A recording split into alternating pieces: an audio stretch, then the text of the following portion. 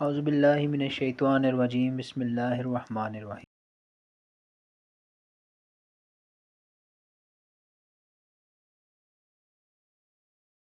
اس کے بعد انصار کا لشکر پر انور اتنی عجیب شان اور ایسی نرالی آن بان سے چلا کہ دیکھنے والوں کے دل دہل گئے۔ ابو سفیان نے اس فوج کی شان و شوکت سے حیران ہو کر کہا کہ اے عباس، یہ کون لوگ ہیں؟ آپ نے فرمایا کہ یہ انصار ہیں۔ ناگہاں انصار کے علم بردار حضرت سعد بن عبادہ رضی اللہ عنہ جھنڈا لیے ہوئے ابو سفیان کے قریب سے گزرے، اور جب ابو سفیان کو دیکھا تو بلند آواز سے کہا کہ اے ابو سفیان، آج گھمسان کی جنگ کا دن ہے، آج کعبہ میں خون ریزی حلال کر دی جائے گی۔ ابو سفیان یہ سن کر گھبرا گئے اور حضرت عباس سے کہا کہ اے عباس، سن لو، آج قریش کی ہلاکت تمہیں مبارک ہو۔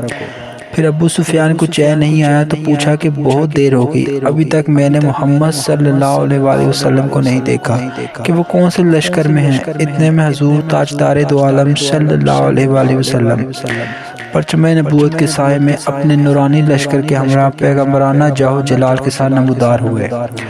ابو سفیان نے جب شہنشاہ کنین کو دیکھا تو چلا کر کہا کہ اے حضور، کیا آپ نے سنا کہ سعد بن عبادہ کیا کہتے ہوئے گئے ہیں؟ ارشاد فرمایا کہ انہوں نے کیا کہا ہے؟ ابو سفیان بولے کہ انہوں نے یہ کہا ہے کہ آج کعبہ حل کر دیا جائے گا۔ آپ نے ارشاد فرمایا کہ سعد بن عبادہ نے غلط کہا، آج تو کعبہ کی عظمت کا دن ہے، آج تو کعبہ کو لباس پہنانے کا دن ہے۔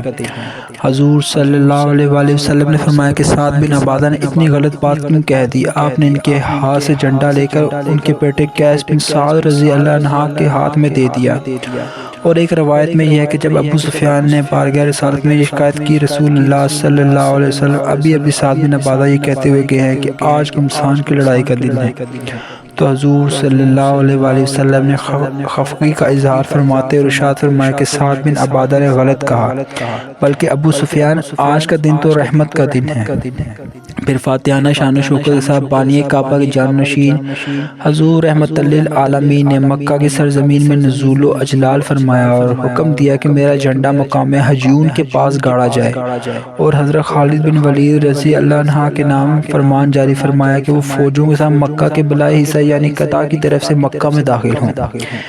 تاجدار دو عالم صلی اللہ علیہ وآلہ وسلم نے مکہ کی سرزمین میں قدم رکھتے ہی جو پہلا فرمان جاری فرمایا وہ یہ اعلان تھا کہ جس کے پاس لفظ لفظ میں رحمتوں کے دریا موجیں مار رہے ہیں، جو شخص ہتھیار ڈال دے گا اس کے لیے امان ہے، جو شخص اپنا دروازہ بند کر لے گا اس کے لیے امان ہے، جو کعبہ میں داخل ہو جائے گا اس کے لیے امان ہے۔ اس موقع پر حضرت عباس رضی اللہ عنہ نے عرض کیا کہ یا رسول اللہ صلی اللہ علیہ وآلہ وسلم، ابو سفیان ایک فخر پسند آدمی ہے، اس کے لیے کوئی ایسی امتیازی بات فرما دیجئے کہ اس کا سر فخر سے اونچا ہو جائے۔ تو آپ نے فرما دیا کہ جو ابو سفیان کے گھر میں داخل ہو جائے اس کے لیے امان ہے۔ اس کے بعد ابو سفیان مکہ میں بلند آواز سے پکار کر اعلان کرنے لگا کہ اے قریش، محمد صلی اللہ علیہ وآلہ وسلم اتنا بڑا لشکر لے کر آ گئے ہیں کہ اس کا مقابلہ کرنے کی کسی میں بھی طاقت نہیں ہے، جو ابو سفیان کے گھر میں داخل ہو جائے اس کے لیے امان ہے۔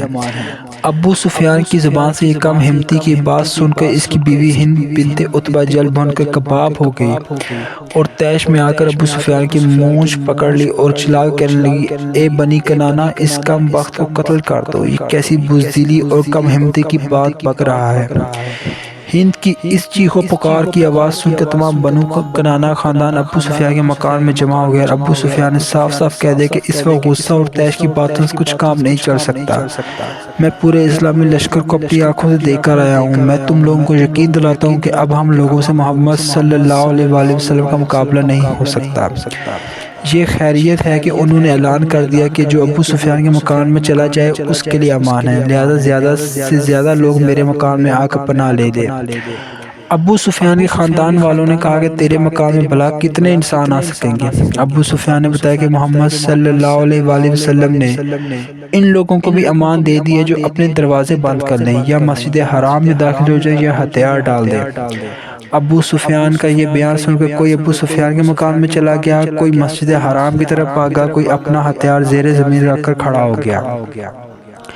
حضور صلی اللہ علیہ وآلہ وسلم کی اس اعلان رحمت نشان یعنی مکمل امن و امان کا فرمان جاری کر دینے کے بعد ایک قطرہ خون بہنے کا کوئی امکان ہی نہ تھا، لیکن اکرمہ بن ابو جہل و سفیان بن امیہ، سہیل بن عمرو اور جماش بن قیس نے مقام خندمہ میں مختلف قبائل کے اوباش کو جمع کیا تھا۔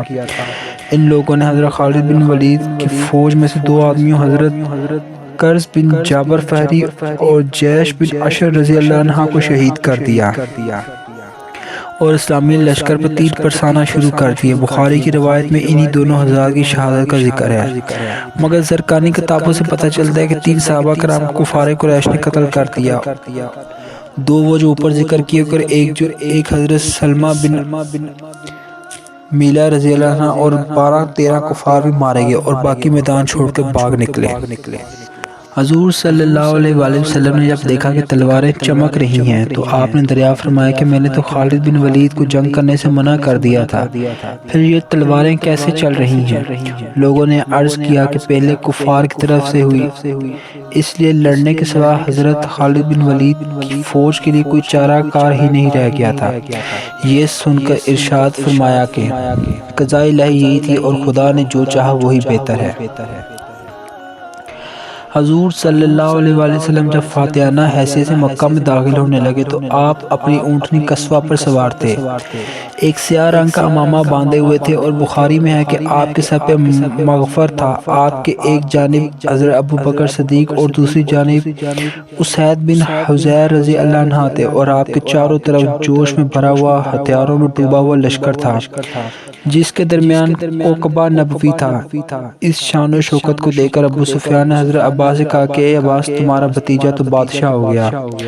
حضرت عباس رضی اللہ عنہ نے جواب دیا کہ تیرا برا ہو اے ابو سفیان، یہ بادشاہت نہیں ہے بلکہ یہ نبوت ہے۔ اس شاہانہ جلوس کے جاہ و جلال کے باوجود شہنشاہ رسالت کی شان و تواضع کا یہ عالم تھا کہ آپ سورہ فتح کی تلاوت فرماتے اس طرح سر جھکائے اونٹنی پر بیٹھے ہوئے تھے کہ آپ کا سر اونٹنی کے پالان سے لگ جاتا تھا۔ آپ کی یہ کیفیت تواضع خداوندی قدوس کا شکر ادا کرنے میں اور اس کی بارگاہ عظمت میں اپنے عجز و نیاز مندی کا اظہار کرنے کے لیے تھی۔